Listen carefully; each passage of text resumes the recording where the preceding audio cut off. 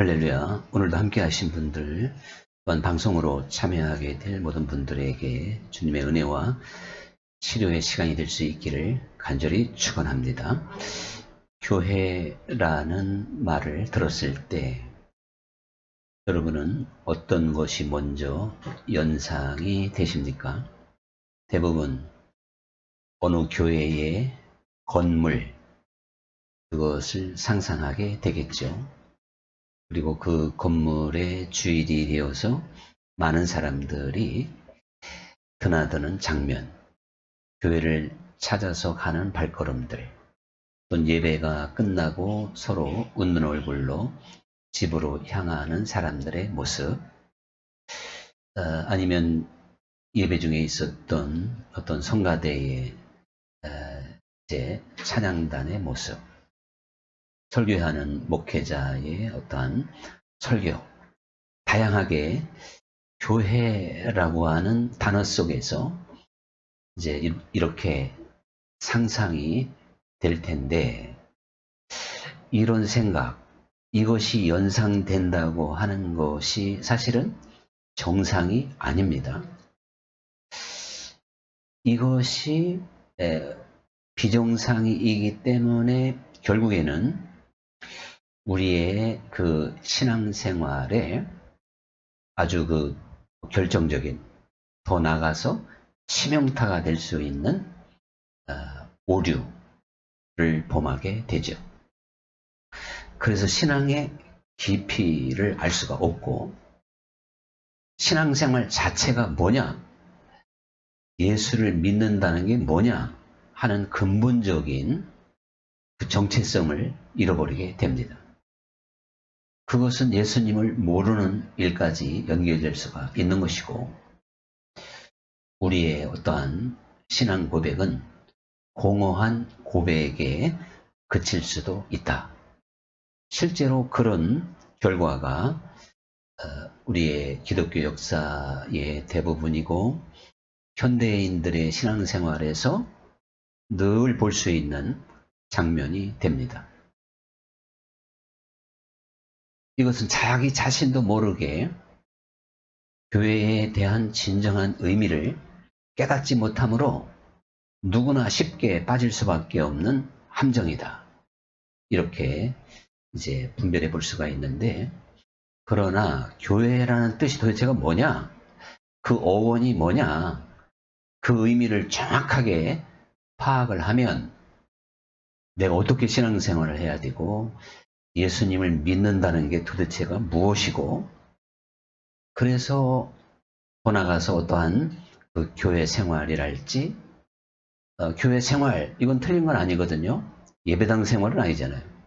우리 눈에 보이는 건물은 교회가 아니고 예배당인데, 그럼 신앙생활을 예배당 생활이냐? 그럼 교회 생활이라고 하는 건 원어적인 의미로도 맞는 거예요. 부름받은 사람의 올바른 삶이니까. 그래서 역시 원어적인 도움을 받을 수밖에 없는데, 잘 아는 대로 이제 신약에서는 에클레시아라는 말을 쓴다고 그랬잖아요. 그런데 이 어원을 사실은 구약 그 히브리어에서부터 시작이 되는 겁니다. 히브리어로는 카할이라, 카할. 그래서 이 구약에서 이 용어가 이제 쓰여지는 것을 보면, 하나님께서 아브라함을 갈대아 우르에서 불러낼 때가 카할입니다. 그리고 이스라엘 백성들, 애굽에 있는 그 백성들, 종되었던 백성들을 광야로 불러냈잖아요. 그래서 하나님 앞에 세웠죠. 그게 바로 카할입니다.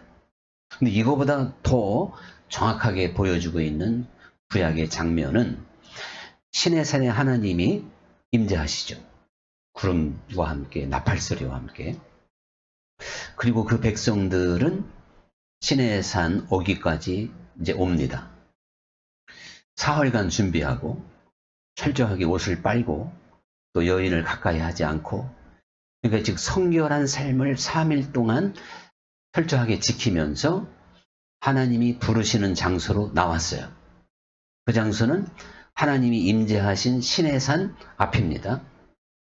그리고 이제 모세만 하나님을 더 만나고 70명은 더 가까이 갔지만 3단계로 분류가 되죠.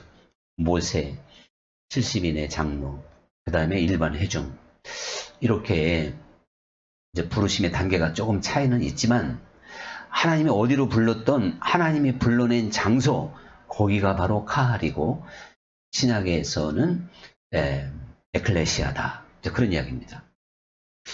그래서 사실 에클레시아라는 용어를 이제 70인역이라 그래가지고요. 구약 성경을 번역을 할 때 70명의 학자가 그것을 번역을 합니다. 그만큼 오류가 없이 하려고 아주 철저하게. 그런데 그들이 구약에서 말하는 카할, 하나님의 부르심, 이거를 예수님께서 베드로를 통해서 세우시겠다고 하는 그 교회, 그 예수님이 하셨던 교회라는 용어가 히브리어 그대로 카할을 쓸 수는 없어요. 이제 헬라어로 써야 되는데 예수님은 물론 아람어로 말씀했어요. 예수님은 아람어를 쓰셨으니까. 뭐 제가 아람어까지 소개할 필요 없어요. 그거는 제가 한번 참고로 봤지만 그런데 그 예수님이 쓰신 단어를 예수님의 의도대로 할 수 있는 용어가 바로 에클레시아였다 이겁니다. 근데 이 에클레시아라는 말은요, 고대 그리스 도시에서 쓰는 중요한 단어였어요. 그 중에 가장 중요한 도시가 아테네잖아, 아테네. 민주주의의 꽃을 이뤘던 그 아테네 도시에서 시민들을 불러가지고 국가적인 대소사를 의논하고 결정할 때 그 불러내는 것이 에클레시아였어요. 그럼 이제 나팔을 딱 부릅니다. 나팔을 불면 아테네 시민들이 이제 한 장소에 모여요. 그게 이제 푸시마라 그래가지고 그 약간 언덕인데 한 1만 명이 동시에 모일 수 있는 아테네의 유일한 곳이죠. 그리고 또 그 전에 다음에 그런 사이트가 있었는데 아고라라는 말 들어보시죠? 아고라. 거기 보면 아주 그냥 이 네티즌들의 아주 그 논쟁의 장소였잖아요. 그 아고라의 어원이 거기에 있는 거예요. 그러니까 아고라라고 하는 것이 현대인들이 이제 지금 그 사이트는 없어졌다 그러더라고요. 하도 문제가 많으니까 이제 닫았는가 봐요. 거기서 자유롭게 막 의견 개진하잖아요. 그럼 막 비판 아니면 옹호 뭐 할 것 없이 아주 정치적인 논쟁의 자리가 인터넷상의 그 아고라라고 하는 사이트였어요. 근데 그게 용어를 고대 도시 아테네에 있었던 그 원형 그대로를 따왔다 이겁니다. 그러니까 아고라는 그저 사람들이 시장에서도 모이고 회당에서도 모이고 학교 교실에서 모이고 마을 공회당에서 모이고 그게 소그룹으로 모이는 게 아고라, 국민 전체가 모이는 게 푸시마, 언덕 1만 명 이상이 모이는. 그러니까 이제 국가의 중대한 그 결의는 아고라에 사는 건 아니었죠. 그런데 그때 그 언덕으로 아테네 시민들을 부를 때 어떻게 불러냈냐면 나팔을 막 불어요. 그리고 전령들을 막 보내면서 나팔 소리와 함께 모이라고 외치죠. 근데 그 모임에는 그 부르심에는 의무적으로 나가야 돼요. 안 나가면 안 돼요. 그래서 강제적으로도 막 이제 이끌 수 있는, 참 보행이 불편하든지 뭐 아픈 사람 위에는 그러니까 너도 나도 나오게 됐습니다. 근데 정확하게 말하면 아무나 나온 건 아니고 유감스럽게 그 당시에는 여성들은 또 못 나갔잖아요. 그러니까 일단 시험에 들지 마시고 그 다음에 어린아이 그리고 이제 어쨌든 어린아이와 여성은 참가가 불가능합니다. 그리고 근본적으로 노예는 안 되고 아테네 시민, 자유시민만 가는 거예요. 그런데 거기에서 이제 모여서 전쟁이나 어떠한 국가의 중요한 시책을 거기서 결정하는 거예요. 토론하고 논쟁하고. 그때 부름받은 사람들의 그 공동체가 에클레시아예요. 그때는 왕이 불렀죠. 그리고 그 한 사람 한 사람이 지체요, 지체. 몸이라니까요. 영향력이 있는 거예요. 한 사람의 말이 대중을 다 움직일 수도 있잖아요. 사실 회의할 때 한 사람이 움직이지 10사람이 움직이지 않죠. 어떤 한 사람이 똑부러지게 이야기하면 바로 제청 나오고 그게 결의되기가 딱 십상해요. 근데 영 설득력이 없으면 또 그 안 먹히잖아요. 그러니 그 아테네 광장에 모였던 그 공동체가 바로 에클레시아라니까요. 부름받은 사람들이에요. 그러니까. 근데 예수님이 바로 그 용어를 내가 너희를 불러서 이제 이 교회를 이루겠다. 그런데 베드로라고 하는 즉 게바 반석 위에 집을 짓는다 그랬어요. 그런데 그 반석은 바로 주는 그리스도시요 살아계신 하나님의 아들입니다 하는 신앙 고백 위에 집을 짓겠다. 즉 하나님의 부르심이 완성된다. 그런 이야기예요. 우리가 어디로 부름을 받았느냐? 주는 그리스도시요 살아계신 하나님의 아들입니다 하는 베드로의 전통, 베드로의 신앙 고백 위에 세워지는 집들이란 말이죠. 그 안에서 같은 집이 한 몸이듯이, 빌딩이 한 몸이잖아요. 빌딩이 나눠져 있습니까? 그래서 우리는 한 지체, 한 몸이는 형제요, 자매요, 뭐 이제 그런 표현을 쓰잖아요. 이렇게 우리가 볼 때, 참 이 교회의 의미가 조금 새롭게 다가오게 될 겁니다.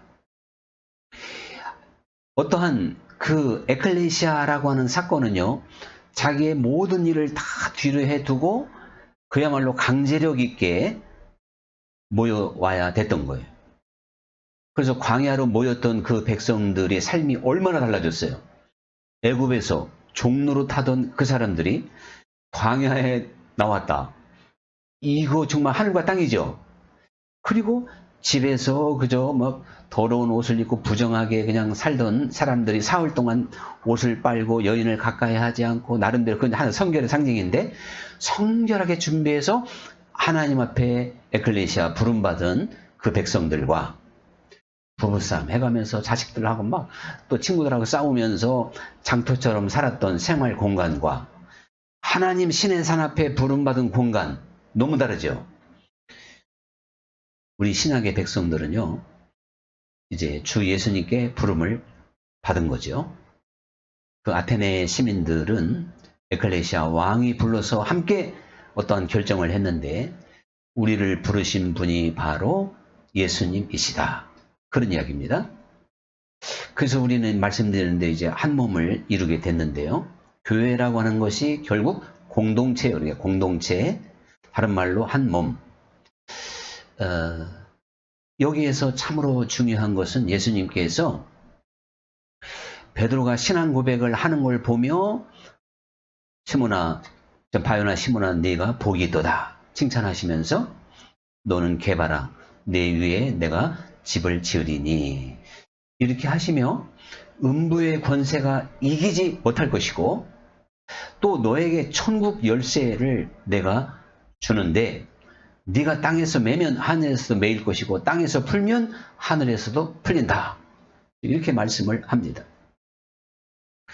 우리가요, 이 교회라고 하는 용어 자체에서 이 부분을 정확하게 해석을 할 줄 알아야 돼요. 이게 기독교 역사에서 해석을 할 수 없었던 게 천주교 역사입니다. 그래서 그 천국 열쇠를 받은 사람이 베드로 한 사람에게만 국한이 돼요. 그리고 베드로의 그 사도권이 계승되는 게 교황이고 이러니까 그 천국 열쇠는 하나의 교권이고 어떠한 정말 독재 권력과 같은 그런 해석이 돼버리고 말았어요. 사실은 그게 모든 부름받은 교회에 주어진 엄청난 하나님의 은혜인데 이게 이렇게 해석을 잘못함으로 큰 오류를 범하게 됐다 그런 이야기입니다. 그와 동시에 우리가요, 음부의 권세라 그랬죠. 근데 그 권세라고 하는 말을 우리는 어떠한 힘, 즉 파워라는 말로 그렇게 인식을 해요.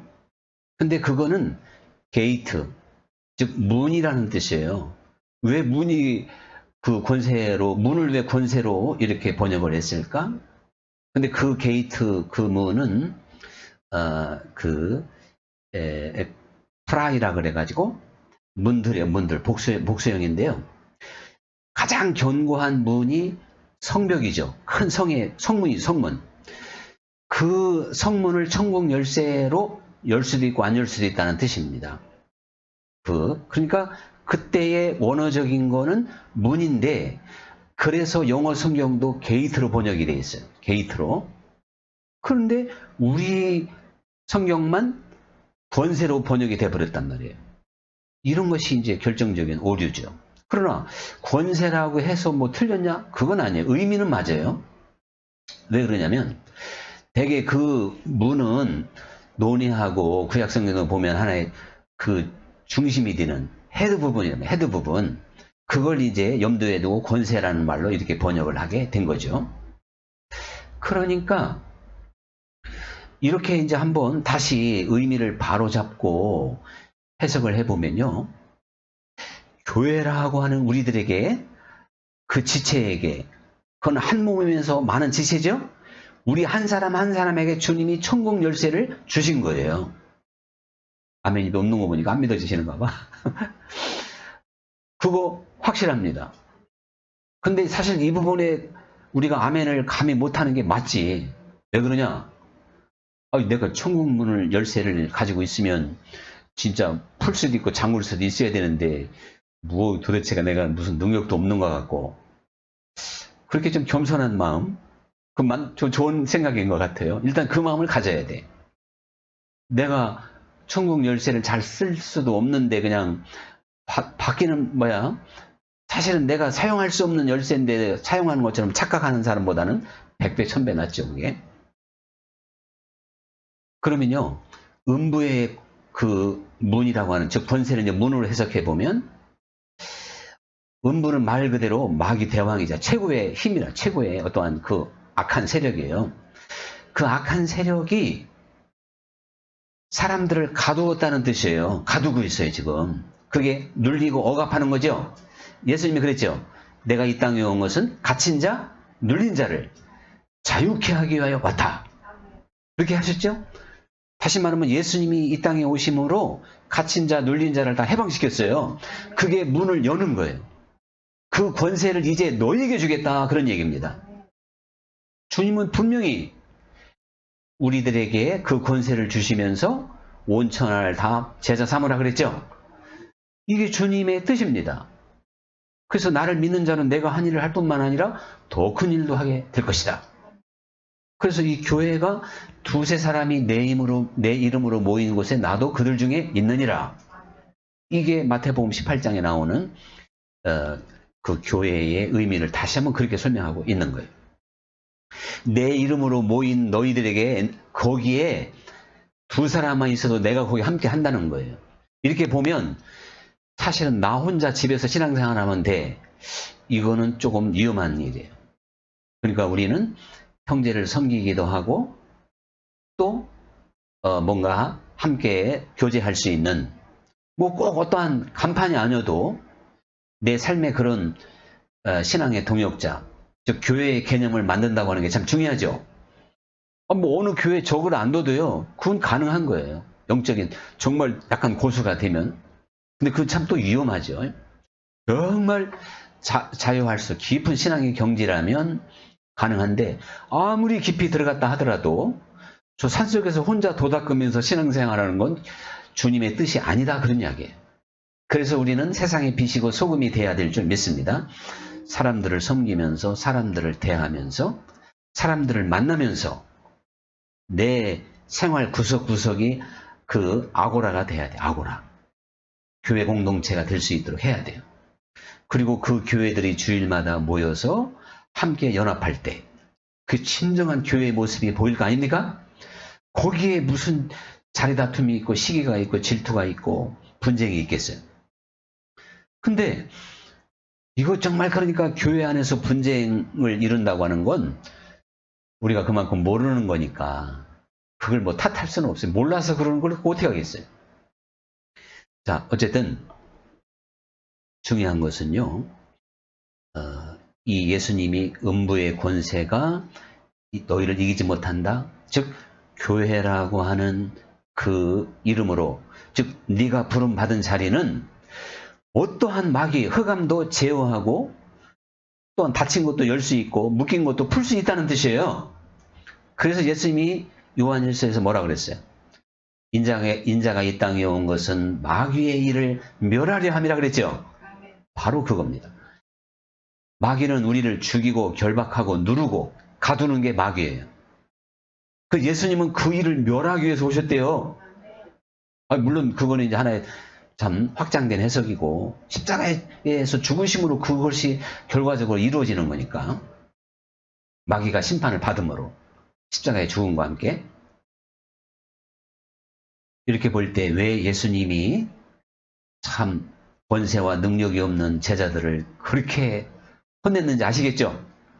심지어는 풍랑 앞에 무서워하니까 혼났어. 또 귀신 들린 아이를 치료하지 못하니까 믿음 없다고 또 혼났어요. 여러분 정말 우리 심각하게 반성해야 돼요. 나를 믿는 자는 이제 병든 자에게 손을 얹은 즉 치료받을 것이고 귀신이 쫓겨갈 것이고 그렇게 말씀하셨죠? 자, 이렇게 우리의 믿음은 주님이 우리 안에 내가 너와 함께 하기 때문에 너는 무엇이든지 할 수 있다는 거예요. 그렇다면 중요한 건요. 진리를 알지니 진리가 너희를 자유케 하리라는 것처럼 내가 먼저 나를 지금까지 가두고 있는 모든 문들을 파쇄시키고 내게 주어진 열쇠로 그거를 열어서 내가 자유로워질 수 있는 사람이 돼야 될 줄 믿습니다. 이 자유를 가진 사람이라만이 기뻐할 수 있고 감사할 수 있고 쉬지 않고 기도할 수 있는 거예요. 기도의 삶이 그게 에너지가 없이는 안 된다. 영적 에너지가 없으면 아무리 시간 많다고 하는 게 아니에요. 바빠서 못하는 게 아니에요. 기도할 수 있는 힘이 있어야 돼요. 그러니까 있는 자는 더 받아 가진다는 얘기는 그 힘이 점점 강해져요. 없는 자는 있는 것도 빼앗긴다는 얘기는 자꾸 기도하지 않으면 점점 메말라 간다 그런 뜻이에요. 우리는 내가 먼저 천국 열쇠의 능력을 내 생활 속 내 마음으로부터 온전히 적용이 되고 그게 활용이 돼야 될 줄 믿습니다. 그게 산믿음이에요. 죽은 믿음은 아무런 변화 없어요. 산이 옮겨갈 수가 없어요. 뽕나무가 안 뽑힌다니까요. 그러나 살아있는 믿음은 내 삶 속에 있는 나를 짓누르던 산이라도 옮기게 될 줄 믿습니다. 내가 도저히 뽑지 못했던 어떤 악한 내 모습도 뽑아낼 수 있는 거예요. 마약 중독자라 하더라도 내가 끊지 못했던 죄도 뽑아낼 수 있다니까요. 그게 믿음인 거예요. 근데 믿는다고 하면서 뽑지도 못하고 열지도 못하고 그게 바로 행함이 없는 믿음이고 야고보서 말하는 죽은 믿음이다. 그런 이야기입니다. 이렇게 볼 때 우리는 주님께서 세우시는 교회, 나를 교회로 불렀는데요. 부름받은 사람은 부르심에 합당해야죠. 그래서 성경에 보면 또 군사라는 표현이 이 대목에서 얼마나 이게 중요합니까? 우리가 그리스도의 군사로 부름을 받았다. 이게 어떻게 보면 교회론을 설명하는데 참 실감나는 표현인 거예요. 군사로 부름 받았기 때문에 사사로운 생활에 얽매일 수 없다고 그랬죠. 이거 얼마나 정확합니까? 우리는요. 에클레시아는 부름받은 사람의 모임이라고 그랬죠? 에클레시아가 그게 교회예요. 부름받은 사람들의 그 공동체, 집단이 그게 교회입니다. 건물이 아니고요. 근데 그 구성원들 한 사람 한 사람에게는 천국 열쇠가 주어졌다니까요. 그래서 네가 열지 않으면 세상이 안 열린다는 거예요. 네가 닫으면 세상도 닫는다. 이거 얼마나 엄청난 말씀입니까? 그래서 복음을 듣고 많은 사람들이 깨달아서 복음 안에서 자유를 얻기도 하고 죄의 사슬을 끊기도 하고 어둠의 생활을 벗기도 하고 주님 안에서 소망을 갖기도 하고 이게 바로 복음의 능력인 줄 믿습니다. 사실은 천국 열쇠의 핵심이 말씀 복음이잖아요. 그러니까 이 복음, 성경에서 말하는 그 말씀이 내 생활에서 이루어져야 복음의 완성인 거예요. 기쁜 소식만 듣고 안 나가면 무슨 소용이고 기쁜 소식만 듣고 앉아있으면 무슨 소용이에요. 베데스다 연못에 뛰어들어야지. 베데스다 연못을 구경만 하면 뭐하냔 말이에요. 그렇구나. 치료되는 거구나. 알기만 하면 뭐하냔 말이에요. 그 베데스다의 은혜를 온몸으로 내가 받아서 그동안에 40년 동안이나 누워 있었지만 40년 동안이나 갇혀 있었지만 그 문을 열고 일어나서 기뻐 뛸 수 있는 이야기처럼 주님은 나를 교회로 부르시면서 그리고 천국 열쇠의 능력으로 이 세상을 살아갈 수 있도록 하셔서 그래서 무엇이든지 다스리고 정복하라고 말씀하신 줄 믿습니다. 그래서 항상 기뻐하라, 범사에 감사하라 그렇게 말씀하신 거예요. 그리고 쉬지 말고 기도하라. 이게 복음입니다. 지식적이고 달달달 외우는 건 나하고 아무 상관없고 주님과도 상관없어요. 천리길도 한 걸음이라 붙어라고 복음의 그 빛을 붙잡고 기도로 전진하다 보면 그 밝은 빛이 내 온몸을 감싸면서 나를 짓누르던 모든 쇠사슬과 문들이 벗겨지고 열려지며 진리를 알지니 진리가 너를 자유하게 할 것이다. 그 주님이 주시는 자유, 평안, 능력 이것이 내 마음의 기쁨으로 감사로 이렇게 고백되는 정말 천국을 이루는 풍성한 삶으로 이루어가는 부름받은 교회가 되어야 되겠습니다. 오늘의 찬양 드리겠습니다.